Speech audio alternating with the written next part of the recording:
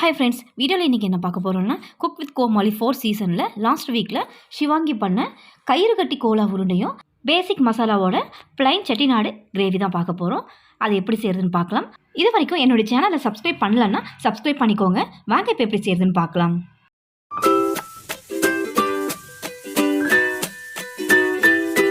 முதல்ல plain Chettinad gravy எப்படி செய்கிறதுன்னு பார்க்கலாம். கடாயில் ஒரு 2 துண்டு பட்டையும் 2 ஏலக்காய், ஒரு அன்னாசி பூ, இது கூடவே ஒரு 4-5 லவங்கம் சேர்த்துக்கோங்க. அடுத்ததாக ஒரு 2 பீஸ் கல்பாசி, 1 ஸ்பூன் அளவுக்கு சீரகம், 1 ஸ்பூன் அளவுக்கு சோம்பு, 1 டேபிள் ஸ்பூன் அளவுக்கு தனியா, முழு தனியாவை சேர்த்துக்கிறேன். 6லேருந்து 7 வரமிளகாயும் 1 ஸ்பூன் மிளகு சேர்த்து ரொம்ப கலர் மாறிடாமல் மிதமான சூட்டில் வச்சு இதை நல்லா ட்ரை ரோஸ்ட் பண்ணி எடுத்துக்கலாம். இதுதான் செட்டிநாடுடைய பேசிக் மசாலா பவுடர். இப்போ இதை நல்லா வாசம் வர வரைக்கும் வறுத்துட்டோம். இதை ஒரு மிக்ஸி ஜாருக்கு மாற்றி நல்லா ஃபைன் பவுடராக இந்த அளவுக்கு அரைச்சி எடுத்து வச்சுக்கோங்க. அடுத்ததாக ஒரு கடாய் ஒன்று சூடு பண்ணிக்கிறேன். 4 ஸ்பூன் எண்ணெய் சேர்த்துக்கிறேன்.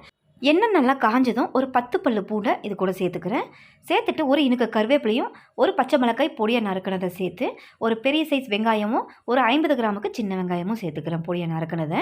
இது 2 சேர்த்து எந்த அளவுக்கு வெங்காயம் எடுத்துருக்கோமோ அதை மொத்தமாகவே நீங்கள் சின்ன வெங்காயமும் சேர்த்துக்கலாம். இது செட்டிநாடு கிரேவிங்கிறதுனால சின்ன வெங்காயம் சேர்த்திங்கன்னா ரொம்ப டேஸ்ட்டாக இருக்கும். இந்த மசாலாவை நம்ம ப்ளைனாக எதையும் சேர்க்காமல் செய்கிறதுனால தக்காளி வெங்காயத்தோட குவான்டிட்டியை கொஞ்சம் அதிகமாக சேர்த்துக்கோங்க. வெங்காயம் ஓரளவுக்கு வதங்கினதும் இஞ்சி பூண்டு விழுதை சேர்த்து பச்சை வாசனை இல்லாமல் நல்லா வதக்கிட்டு 2 பெரிய சைஸ் தக்காளி பொடியாக நறுக்கிட்டு சேர்த்துக்கிறேன். வெங்காயம் எந்த அளவுக்கு எடுக்கிறீங்களோ அதுக்கு சரியான அளவில் தக்காளியை சேர்த்துக்கோங்க. இப்போ தக்காளி நல்லா குழைவாக வதங்கி வர்றதுக்கு நான் கிரேவிக்கு தகுந்த மாதிரி உப்பையும் சேர்த்துட்டு இதை நல்லா கலந்து விட்டு ஒரு 5 நிமிஷம் குறைவான தீயில வச்சு இந்த தக்காளியை குழைவாக வதக்கி விட்டு எடுத்துக்கலாம். இப்போ தக்காளி நல்லா குழைவாக வதங்கி வந்திருக்கு. இப்போ இதில் ஒரு 1/4 ஸ்பூன் அளவுக்கு மஞ்சத்தூள் சேர்த்து நல்லா கலந்து விட்டுக்கலாம். இது எல்லாத்தையும் சேர்த்து நல்லா கலந்து விட்டு வறுத்து அரைச்ச பொடியை இது கூட சேர்த்துக்கலாம். இது ப்ளைனாக செய்கிற கிரேவிங்கிறதுனால கொஞ்சம் திக்காகவே கிரேவியை ரெடி பண்ணிக்கோங்க. அதுக்கேற்ற மாதிரி தண்ணியை சேர்த்து நல்லா பச்சை வாசனை இல்லாமல் நல்லா எண்ணெய் பிரிஞ்சு வர்ற அளவுக்கு இதை நல்லா கொதிக்க விட்டுக்கலாம். மசாலாவை வறுத்து அரைச்சிட்டோம் அப்படின்னா கூட நம்ம தண்ணி சேர்த்ததுனால இதை நல்லா கொதிக்க விடணும். ஒரு 5 நிமிஷத்துக்கு மூடி விட்டு கொதிக்க விட்டுக்கலாம். நல்லா எண்ணெய் பிரிஞ்சு பச்சை வாசனை இல்லாமல் நல்லா கிரேவி ரெடியாக இருக்குது. Plain Chettinad gravy ready. இப்போ இது இருக்கட்டும். அடுத்ததாக கயிறு கட்டி கோலா உருண்டை எப்படி செய்கிறது அப்படிங்கிறத பார்க்க போகிறோம். மிக்ஸி ஜாரில் 3 பத்தை தேங்காய் பொடியாக நறுக்கினதை சேர்த்து முதல்ல இதை பல்ஸ் விட்டு நரன்னு இந்த அளவுக்கு அரைச்சி எடுத்துக்கோங்க. அடுத்ததாக இதில் காரத்துக்கு 2 பச்சை மிளகாய், ஒரு 5-6 பல்லு பூண்டு, இது கூடவே 1 இன்ச் அளவுக்கு இஞ்சி, 10 சின்ன வெங்காயம், 2 துண்டு பட்டை, 4-5 கிராம்பு, 1 ஸ்பூன் சோம்பு, 1 ஸ்பூன் அளவுக்கு கசகசா. அடுத்து இது கூடவே வாழைப்பூவை நல்லா க்ளீன் பண்ணி எடுத்து வச்சுருக்கேன்.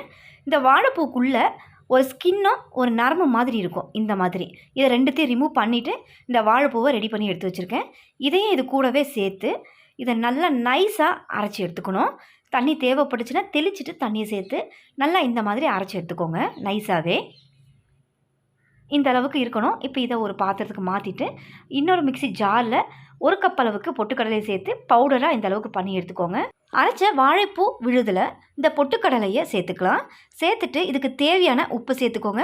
சேர்த்துட்டு ஒரு 1/2 ஸ்பூன் அளவுக்கு மஞ்சள் பொடியும் சேர்த்து இதை நல்லா கலந்து விட்டுக்கலாம். கோலா உருண்டியை உருட்டி எடுக்கிற பக்குவம்னு பார்த்தீங்கன்னா நல்லா இறுகின தன்மையாக டைட்டாக இருக்கணும். மாவு தொலைன்னு இருக்கக்கூடாது. சப்போஸ் உங்ககிட்ட தொலைன்னு ஆயிடுச்சு அப்படின்னா நீங்கள் பொட்டுக்கடலையை சேர்த்துக்கலாம். இப்போ நல்லா மாவு ரெடி பண்ணிட்டோம். இதை குட்டி குட்டி உருண்டைகளாக பிடிச்சி எடுத்துக்கலாம். இப்போ உருண்டைகளை பிடிச்சி தட்டில் எடுத்து வச்சுருக்கேன். இப்போ இதை நம்ம கட்டிக்க போகிறோம். கட்டுறதுக்கு வாழை நார் எடுத்திருக்கேன். இந்த நாரை கட்டுறதுக்கு தகுந்த மாதிரி அதை நல்லா இதை கீறி விட்டு நைஸாக கயிறு மாதிரி திரித்து எடுத்துக்கோங்க இந்த மாதிரி. இப்போ இதை அந்த மாவை மேலே வச்சு இதை நல்லா நாட் போட்டுடலாம். இந்த வாழைப்பூ கோலா உருண்டை சாதத்துக்கு மட்டும் சைட் டிஷ் கிடையாது. நீங்கள் ஈவினிங் டைம் ஸ்நாக் ரெசிபிக்கும் இதை செஞ்சு கொடுக்கலாம். ரொம்ப ஹெல்த்தியான ரெசிபி தான். இப்போ நான் 2 பக்கமே இந்த மாதிரி கயிறில் நாட் போட்டுக்கிட்டேன்.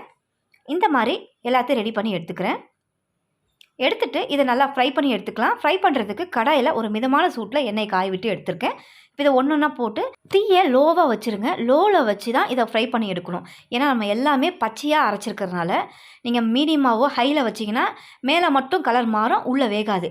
லோ ஃப்ளேமில் வச்சு இதை கிட்டத்தட்ட ஒரு 5லேருந்து 7 நிமிஷம் நல்லா மிக்ஸ் பண்ணி விட்டு எடுத்திங்கன்னா இந்த கலருக்கு வரும். அவ்வளோதான் ஃப்ரெண்ட்ஸ், கயிறு கட்டி வாழைப்பூ கோலா உருண்டை ரெடி. லஞ்சுக்கு நீங்கள் உடனே இதை செஞ்சு பாருங்கள். ரொம்ப டேஸ்ட்டாக இருக்கும். பிளைன் செட்டிநாடு கிரேவியும் ஒயிட் ரைஸோட இந்த கயிறு கட்டி கோலா உருண்டையும் ட்ரை பண்ணி பாருங்கள். இந்த வீடியோ உங்களுக்கு ரொம்பவே யூஸ்ஃபுல்லாக இருக்கும்னு நினைக்கிறேன். இந்த வீடியோ பிடிச்சிருந்தா என்னோட சேனலை கண்டிப்பாக சப்ஸ்கிரைப் பண்ணுங்கள்.